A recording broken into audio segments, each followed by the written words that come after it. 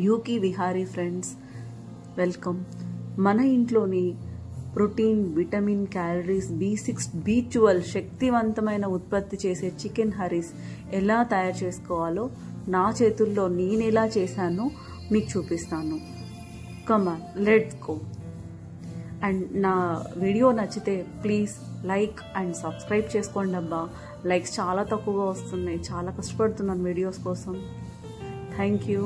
And chicken హరీస్ ఎక్కువగా తింటే కూడా సోడియం ఉంటుంది కాబట్టి చాలా తక్కువగా తినాలి, చాలా జాగ్రత్తగా నిమిత్తంగా తినాలి.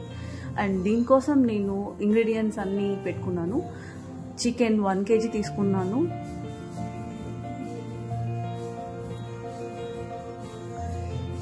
జీలకర్ర, లవంగాలు, స్టార్ పువ్వు, మిరియాలు, ఇంకా ఒక నువ్వులు 50 గ్రాములు, కారం, ఉప్పు, పసుపు అండ్ పెసరపప్పు, కాచూ నట్స్ అండ్ ఇంకా బిర్యానీ ఆకులు, ఇలాకులు, బియ్యం,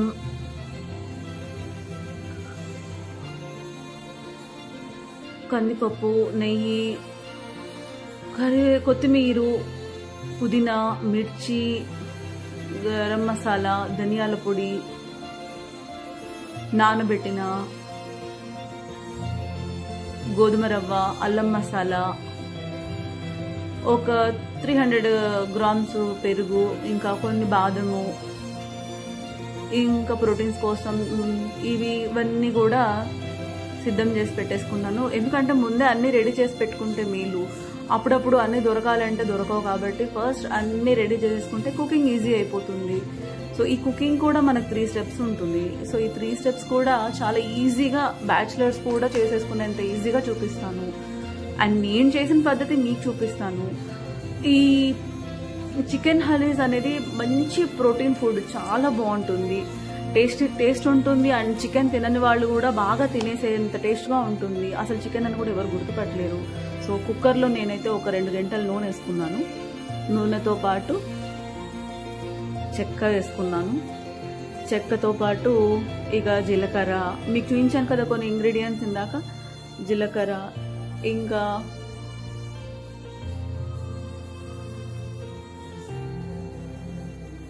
లవంగాలు కూడా వేసాను, స్టార్ పువ్వు వేసాను, మిరియాలు చాలా మంచిదండి, గొంతులో ఎటువంటి ఇన్ఫెక్షన్స్ ఉన్నా కూడా మంచిగా ఇదైపోతుంది. ఇంకా నువ్వులు, ఇవన్నీ వేసేసి చక్కగా దోరగా నిదానంగా లైట్గా మంచి ఫ్లేమ్ తోటి వేయించుకున్నాను. లవంగాలు వేసాను, యాలకులు వేసాను, ఇక ఈ బిర్యానీ ఆకు కూడా వేసేసాను ఫైనల్లీ.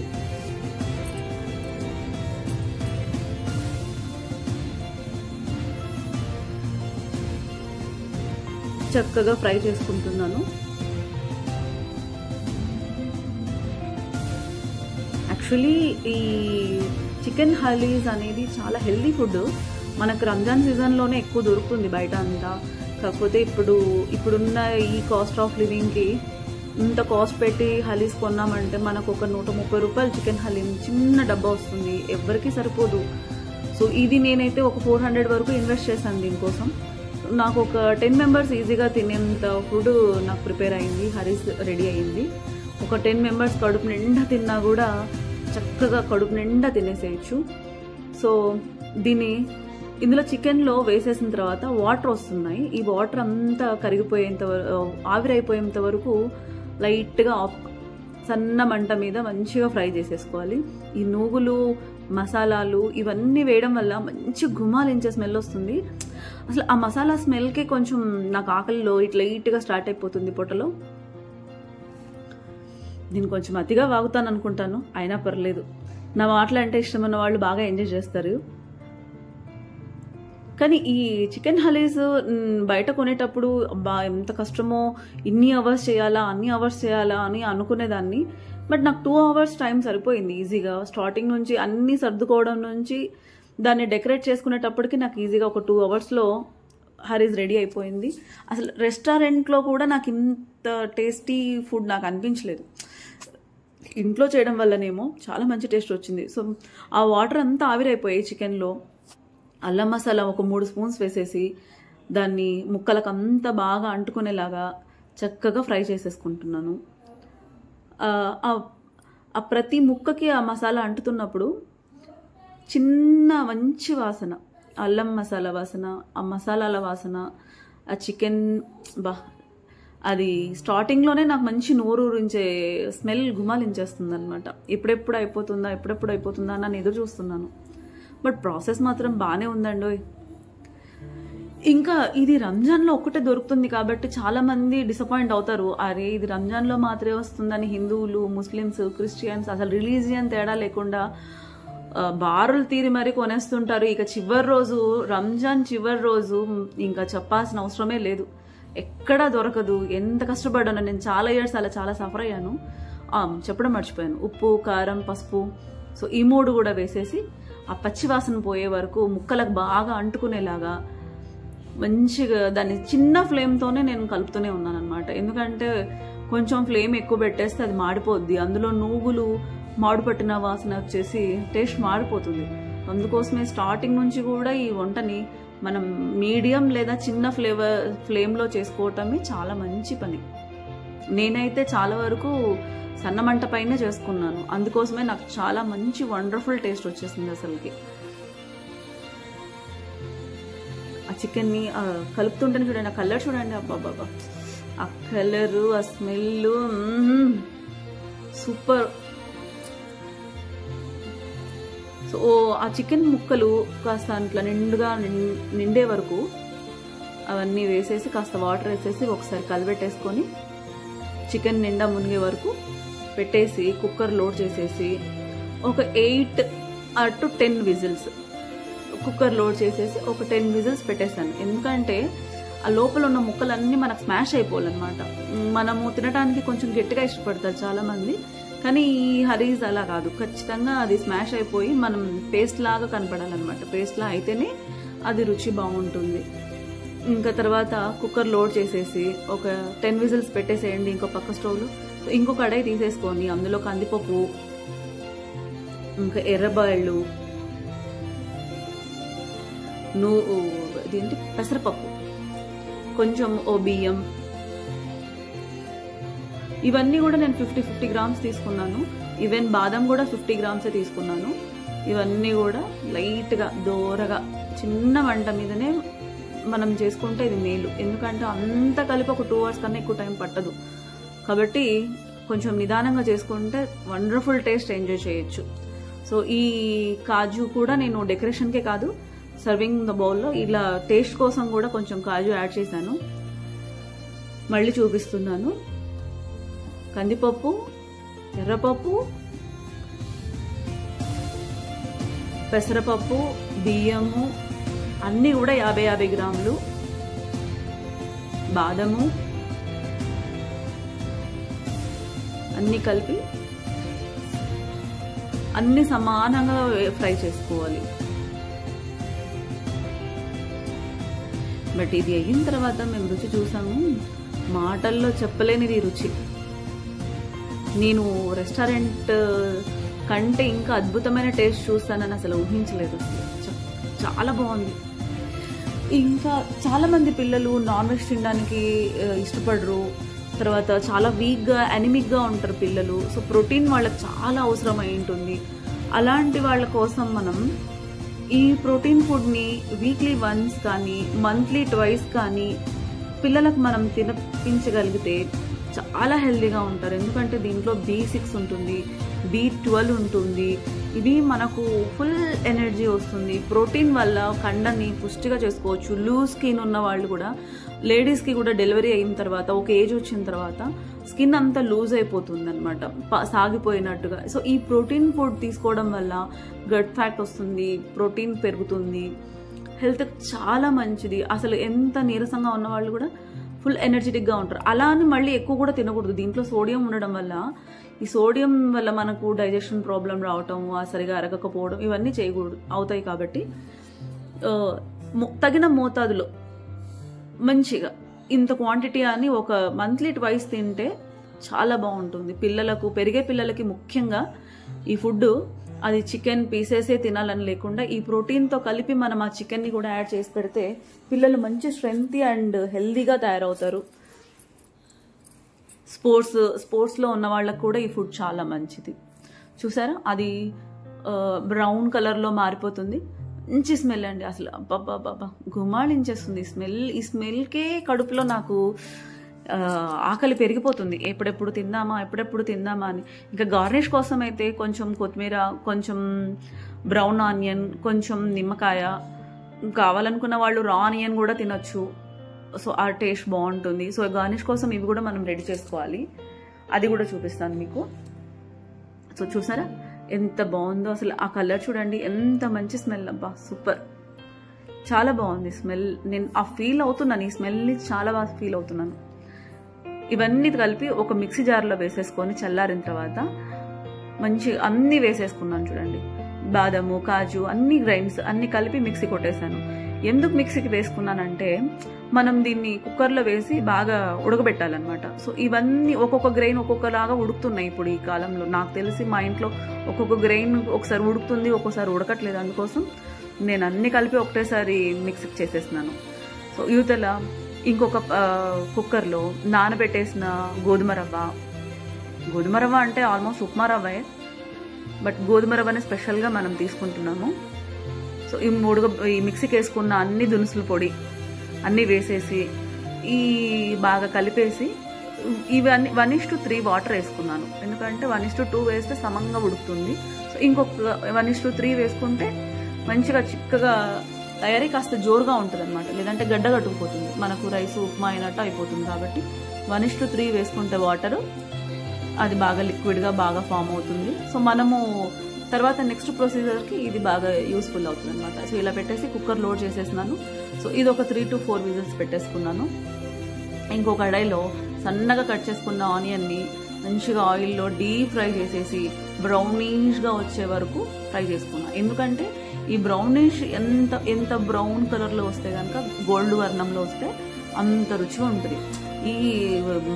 ఈ చికెన్లో కానీ మటన్లో కానీ మనం కుకింగ్ టైంలో ఇట్లా బ్రౌన్ అయిన తర్వాత అల్లం మసాలా వేస్తే కూడా ఆ రుచే వేరు. సో ఇంకా కుక్కర్ ఓపెన్ చేశాను, చికెన్ కుక్కర్. ఇందులో ఈ వాటర్ అంతా డివైడ్ చేసేసుకున్నాను. ఈ చికెన్ని సపరేట్గా, వాటర్ని డిఫరెంట్గా చేసేసుకున్నాను. ఎందుకంటే ఈ చికెన్ని స్మాష్ చేసుకోవాలన్నమాట. స్మాష్ చేసుకోవడం కోసమని డివైడ్ చేసేసుకుంటే స్మాష్ చేసుకోవడం ఈజీ అవుతుంది. తర్వాత ఈ వాటర్ని, మనం ఉడకబెట్టిన వాటర్ని పక్కకు పెట్టుకోవాలి. ఎందుకంటే తర్వాత ఈ నెక్స్ట్ స్టెప్లో మళ్ళీ ఇది యూజ్ అవుతుంది మనకి. ఈ వాటర్ దీన్ని షేర్వా అంటారు. చూడండి అట్లా ఆ గంటతోనే నేను స్మాష్ చేసేసుకున్నాను. అంతా ఇట్లా కొడితే ముక్క పగిలిపోవాలన్నమాట. చేతితో మనం ఒత్తేసినా కూడా అది స్మాష్ అయిపోవాలి. అట్లా స్మాష్ అయ్యేంతగా ఉడకబెట్టుకోవాలి. మనం కుక్కర్ లేకపోయినా కుండలో కానీ ఇంకొక బౌల్లో కానీ ఉడకబెట్టేసుకుంటున్నామంటే దాన్ని ఇట్లా చక్కగా స్మాష్ అయిపోయేటట్టు ఉడకబెట్టేసుకోవాలి. అలా ముట్టుకోగానే అలా పగిలిపోవాలి. చూస్తున్నాను, నేనైతే బోన్స్ వేసుకున్నాను. ఎందుకంటే బోన్స్ వేసుకుంటేనే చికెన్ టేస్ట్ ఉంటుంది. చాలా వరకు బోన్లెస్ చికెన్ కానీ స్కిన్లెస్ చికెన్ కానీ నాకు నచ్చదు. కాబట్టి నేను బోన్తోనే యూజ్ చేస్తున్నాను. ఆ బోన్ ఉండడం వల్లే ఆ ఫ్లేవర్ ఇంకా బాగుంటుంది అనమాట. ఈ బోన్ మీరు ఇది ఉడికిన తర్వాత ఈ బోన్ తీసేయచ్చు, లేదంటే అలాగే ఉంచుకోవచ్చు, అది మీ ఇష్టం. సో ఇప్పుడు నేను ఆ పప్పు దినుసులన్నీ ఉడకబెట్టిన కుక్కర్ని కూడా ఓపెన్ చేసేసినాను. సో ఇది ఇంకొంచెం స్మాష్ చేసుకుంటున్నాను. అక్కడక్కడ కాస్త ముక్కలు ఉన్నాయని ఇది కూడా స్మాష్ చేసుకున్నాను నీట్గా. ఇందులో ఉన్నవన్నీ మీరు మసాలా దినుసులు అన్నీ కూడా మన ఆరోగ్యానికి మంచిదే. సో ఆయిల్ ఒక్కటే మనకు ఇక్కడ అగెన్స్ట్గా ఉన్నది ఏది అంటే ఒక ఆయిల్ మాత్రమే. సో ఆయిల్ని మాత్రం, ఆయిల్కి బదులు నెయ్యిని వాడుతున్నాం కాబట్టి ఆరోగ్యానికి మంచిదే. సో ఇంకో కుక్కర్లో నేను ఈ పప్పు దినుసులన్నీ వేసేసుకున్నాను. మనం ఉడకబెట్టుకున్న పప్పు దినుసులన్నీ వేసేసుకున్నాను. సో దీంతో పాటు ఈ స్మాష్ చేసుకున్న చికెన్ని కూడా వేసేసుకుంటున్నాను.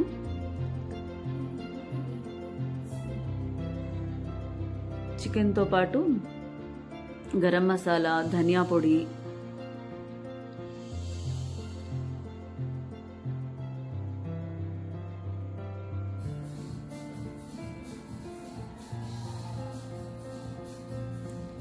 ఇంకా